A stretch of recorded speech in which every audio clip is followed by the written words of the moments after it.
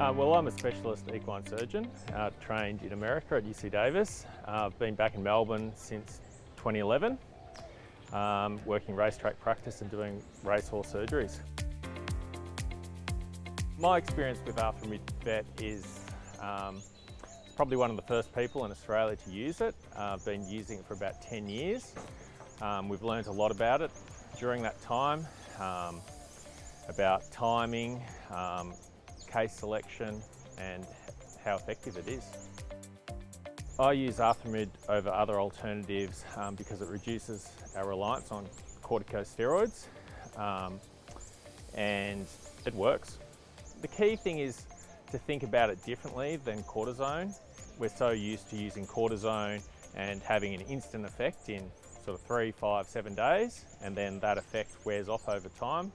Whereas with Arthramid, it's more of a longer range approach, and that you should use it earlier in a horse's preparation or when their horses are not in full intensity training. So that's where we see it working best.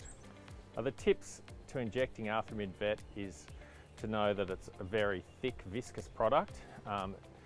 You struggle, if you transfer it into other syringes, it's very hard to inject through like a large bore syringe.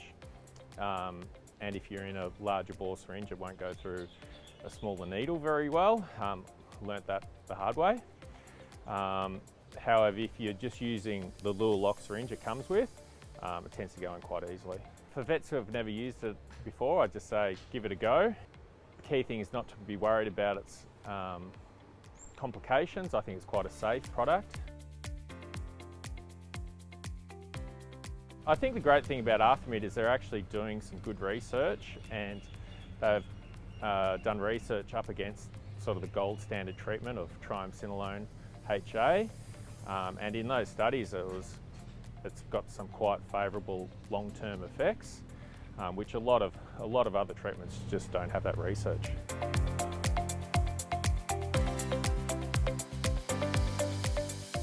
I recommend Arthramid Vet.